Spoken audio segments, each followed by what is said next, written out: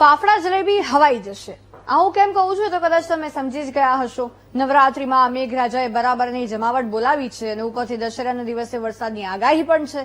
એટલે દશેરાના દિવસે ખાસ ફાફડા જલેબી માટે લાઈનમાં લાગી જતા લોકોને એ ખાસ ધ્યાન રાખવાનું રહેશે કે જલ્દી ખાઈ જજો અને ગરમા ગરમ ખાઈ જજો, નહીતર તમારા ફાફડા જલેબી હવાઈ જશે.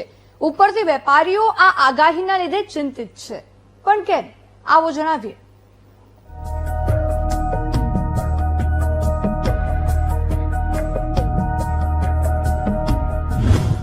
દશેરા આવી, ફાફડા જલેબીની યાદ આવી.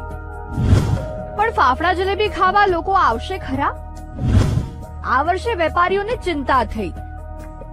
ચિંતા તો થાય જ ને, કારણ કે વરસાદની આગાહી છે. ઉપરથી ફાફડા જલેબી હવાઈ જાય એ બીકથી ઘરાકી ઓછી થઈ ગઈ છે. દશેરાના દિવસે મોટી સંખ્યામાં અમદાવાદીઓ ફાફડા જલેબીની દુકાનોએ લાઈન લગાવતા હોય છે. પણ વેપારીઓ ચિંતિત છે કે શું આ વર્ષે એટલી લાંબી લાઈન લાગશે? તૈયારીઓ અત્યારે ફૂલ જોશમાં ચાલુ છે, પણ આ હવામાનના વાતાવરણના હિસાબે થોડી ઘરાકી ઓછી છે. અત્યારે ફાફડા બનાવવા, ફાફડા નરમ થઈ જાય, જલેબી નરમ થઈ જાય, એના હિસાબે ઘરાક આવે એટલે બનાવીને આપીએ છીએ.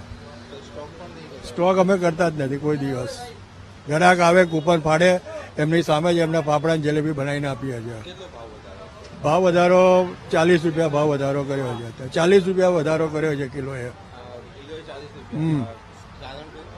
કારણ કશું જ નહીં, ક્વોલિટી દરેક ગ્રાહકને ગરમ ગરમ વસ્તુઓ જોઈએ છે એટલા માટે. એક તો 40 રૂપિયા જેટલો ભાવ વધારી દીધો, એમ કહીને કે ગરમા ગરમ જોઈએ તો મોંઘું તો કરવું પડે ને. ઉપરથી એમ કહે છે કે ના ના, અમે તો સ્ટોક રાખતા જ નથી, ગરમા ગરમ જ આપીએ છીએ. તો પછી ગરમા ગરમની શરતે ભાવ વધારો કેમ ભાઈ? હવે આવું કરે તો ઘરાકી ઓછી ન થાય તો શું થાય? જો કે અમદાવાદીઓ તો મોજીલા છે. ભાવ વધારા છતાં ફાફડા જલેબી ખાવા માટે આતુર જ હોય છે દશેરાના દિવસે ખાસ. પણ હવાઈ જવાના કારણે ખાય કે ના ખાય તે એક સવાલ છે. તૈયારીમાં તો એવું છે કે અત્યારે જે વરસાદની આગાહી છે એના કારણે અમે કોઈ પૂર્વ તૈયારી તો કરેલી નથી, પણ અત્યારે અમે ધીરે ધીરે હવે કાલે લાઈવ તાવડા બધે રાખવાના છીએ અને પૂર્વ તૈયારી હજી સુધી કોઈ કરી નથી. અને કારણ કે વાતાવરણ ખરાબ છે, વરસાદની આગાહી છે, એટલે વરસાદની આગાહીના હિસાબે ક્વોલિટીમાં કોમ્પ્રોમાઇઝ અમે કરતા નથી, એટલે અમે આજે કોઈ પૂર્વ તૈયારી કરી નથી. અને કાલે અમે બધા લાઈવ તાળવા મટીરિયલમાં ફાફડા છે, હવાઈ જવાના ચાન્સ રહે છે ને એ બધા ચાન્સ રહે છે, એટલે અમે ફાફડામાં કોઈ પૂર્વ તૈયારી કરી નથી. કાલે જે લાઈવ ફાફડા બનશે એમાં અમે ધંધો કરીશું.